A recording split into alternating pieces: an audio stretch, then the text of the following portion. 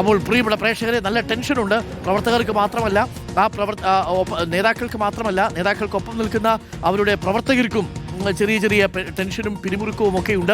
ഏറ്റവും പ്രധാനപ്പെട്ട കാര്യം, രാഹുൽ ഗാന്ധിയും KC വേണുഗോപാലും തമ്മിൽ നടത്തുന്ന കൂടിക്കാഴ്ച അതെന്താണ് ഇത്രയും അധികം സമയം നീളുന്നത് എന്നുള്ളതാണ്. ഇരുവരെയും ഈ ചർച്ചയിൽ നേരിട്ട് KC വേണുഗോപാൽ നേരത്തെ നിരീക്ഷകരുടെ സാന്നിധ്യത്തിൽ മല്ലികാർജ്ജുൻ ഖർഗെയും രാഹുൽ ഗാന്ധിയും വിളിച്ചപ്പോഴല്ലാതെ ഈ കാര്യങ്ങളൊന്നും തന്നെ സംസാരിച്ചിരുന്നില്ല. ഇക്കാര്യങ്ങളെല്ലാം പൂർണ്ണമായും നിയന്ത്രിച്ചിരുന്നത് രാഹുൽ ഗാന്ധിയും മല്ലികാർജ്ജുൻ ഖർഗെയും ആയിരുന്നു. പിന്നീട് സോണിയാഗാന്ധി ഒരു ഘട്ടത്തിൽ ഇടപെട്ടു എന്നാണ് നമുക്ക് ലഭിക്കുന്ന വിവരം. മല്ലികാർജ്ജുൻ ഖർഗെ, ജയറാം രമേശ്, ഒപ്പം തന്നെ ദീപാദാസ് മുൻഷി, രാഹുൽ ഗാന്ധി, നിരീക്ഷകരായ മുകുൾ വാസ്നിക്, അജയ് മാഖൻ, ഇത്രയും പേർ മാത്രമേ ഈ ചർച്ചയിൽ ഉണ്ടായിരുന്നുള്ളൂ.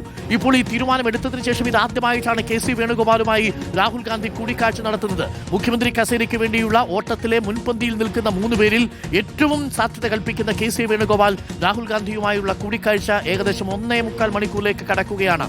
അങ്ങനെയാണെങ്കിൽ എന്താകും ചർച്ച ചെയ്തുകൊണ്ടിരിക്കുന്ന വിഷയം? 2 സാധ്യതകൾ. ആദിൽ പാലോട് ഒന്നുകിൽ മുഖ്യനാവുക എന്നത്, അതല്ലെങ്കിൽ മുഖ്യനാര് എന്നുള്ളത് പ്രഖ്യാപിക്കുക എന്നുള്ളത്.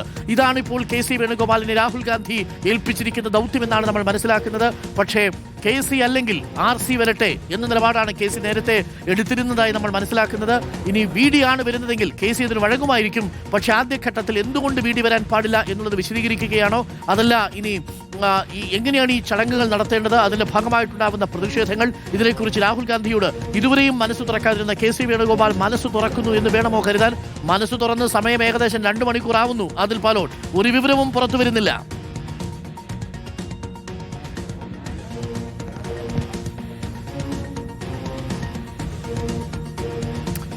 Big political breaking. Adil Palode ഇപ്പോഴും അവിടെ തുടരുകയാണ്. KC വേണുഗോപാൽ രാഹുൽ ഗാന്ധിയുമായുള്ള കൂടിക്കാഴ്ച 1.25 മണിക്കൂറിലേക്ക് കടക്കുന്നു. നിർണായകമായ ചില വിവരങ്ങൾ നമ്മൾ പ്രതീക്ഷിക്കുന്നുണ്ട്.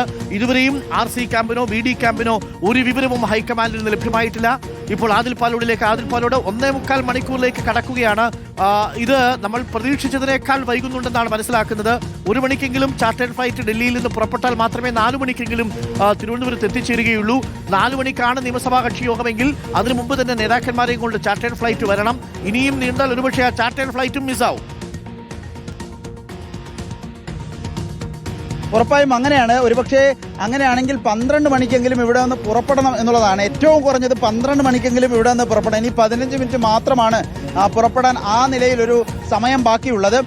അല്പസമയത്തിനുള്ളിൽ തന്നെ KC പുറപ്പെടും എന്ന നിലയിലാണ് ഇവിടെ ഒരുക്കങ്ങൾ നമ്മൾ കാണുന്നത്. പക്ഷേ ഒരുപക്ഷെ റോഷി പറഞ്ഞതുപോലെ, KC അനുകൂലികൾ അവകാശപ്പെടുന്നത് പോലെ അവസാനത്തെ ഒരു തരത്തിൽ ദില്ലിയിൽ ചുമതലയിലുള്ള KC അവസാനമായി എന്ന നിലയിൽ രാഹുൽ ഗാന്ധിയെ കാണുകയാണോ?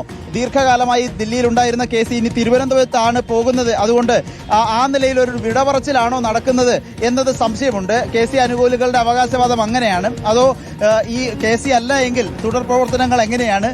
KC അനുകൂലികളെ അനുനയിപ്പിക്കേണ്ടതിന്റെ ആവശ്യകത അടക്കമുള്ള കാര്യങ്ങളിൽ ചർച്ചയുണ്ടാകുമോ? 2 സാധ്യതകളാണ് ഇതിൽ പ്രധാനമായും ഉള്ളത്.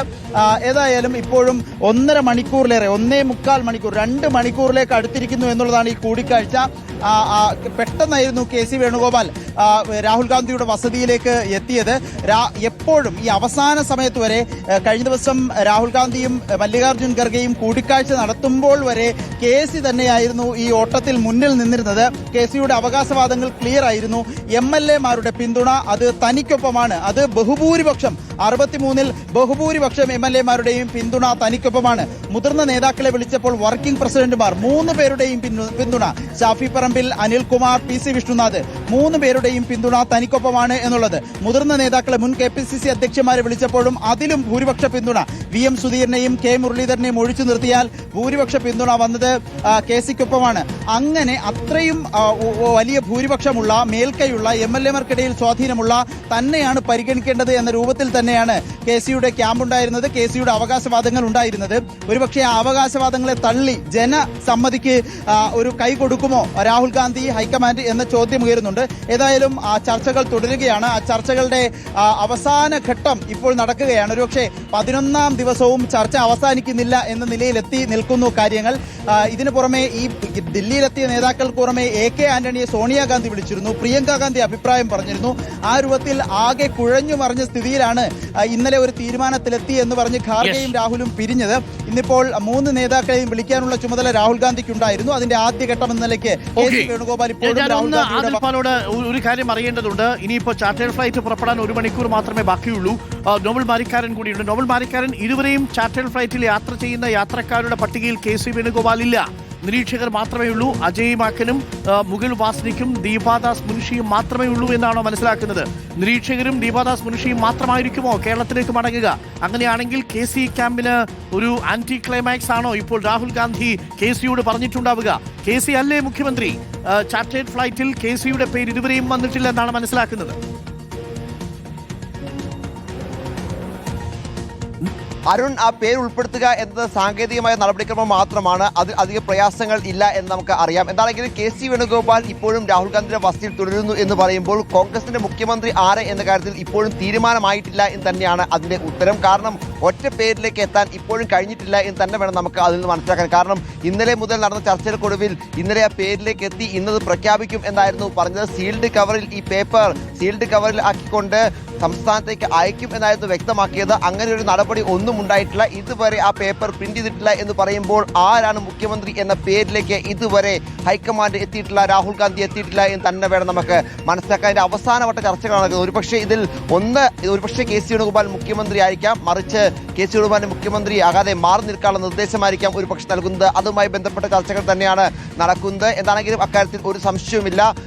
പ്രധാനപ്പെട്ട കാര്യം എന്ന് പറയുന്നത് ഈ ചാർട്ടേഡ് വിമാനത്തിൽ എന്താണെങ്കിലും KC വേണുഗോപാൽ പോകും എന്ന് നമുക്ക് ഉറപ്പിക്കാൻ കഴിയും. കാരണം നിലവിലത്തെ സാഹചര്യത്തിൽ KC വേണുഗോപാൽ ഇല്ലാതെ സംസ്ഥാനത്ത് ഒരു മുഖ്യമന്ത്രി പ്രഖ്യാപനം ഉണ്ടായിക്കഴിഞ്ഞാൽ, നിയമസഭാ കക്ഷി പ്രഖ്യാപിച്ചു കഴിഞ്ഞാൽ സ്വാഭാവികമായും പാർട്ടിക്കകത്ത് വലിയ തരത്തിൽ അതൃപ്തി, പ്രത്യേകിച്ച് പാർട്ടിക്കകത്ത് വലിയ തർക്കങ്ങൾ ഉണ്ട് എന്ന പ്രതീതി അതുണ്ടാക്കും. ഹൈക്കമാൻഡ് ഒരിക്കലും അത് ആഗ്രഹിക്കുന്നില്ല. അതിപ്പോൾ ഹിമാചൽ പ്രദേശിലാണെങ്കിലും രാജസ്ഥാനിലാണെങ്കിലും അതല്ല കർണാടകയിലാണെങ്കിൽ പോലും ഈ പ്രഖ്യാപനം വരുന്ന സമയത്ത് 3 നേതാക്കളും, അതായത് നേരത്തെ കർണാടക സാഹചര്യം നോക്കുകയാണെങ്കിൽ സിദ്ധരാമയ്യ, DK ശിവകുമാർ, ഒപ്പം മല്ലികാർജ്ജുൻ ഖാർഗെ, രാഹുൽ ഗാന്ധി എന്നീ നേതാക്കൾ ഒരുമിച്ചുണ്ടായിരുന്നു. ഒരുമിച്ച് കൈകൾ ഉയർത്തി അഭിവാദം ചെയ്തിരുന്നു. അത് എല്ലാ സംസ്ഥാനങ്ങളിലും അതേ രീതിയിൽ തന്നെയാണ്. തർക്കങ്ങൾ ഇല്ലാതെയാണ് മുഖ്യമന്ത്രിയെ പ്രഖ്യാപിക്കുന്നത് എന്ന് കൃത്യമായി തന്നെ എല്ലാ സംസ്ഥാനത്തും ഹൈക്കമാൻഡ് സന്ദേശം നൽകിയിട്ടുള്ളതാണ്. അത് കേരളത്തിൽ എത്തിച്ചിട്ട് വരാം ഇപ്പോൾ.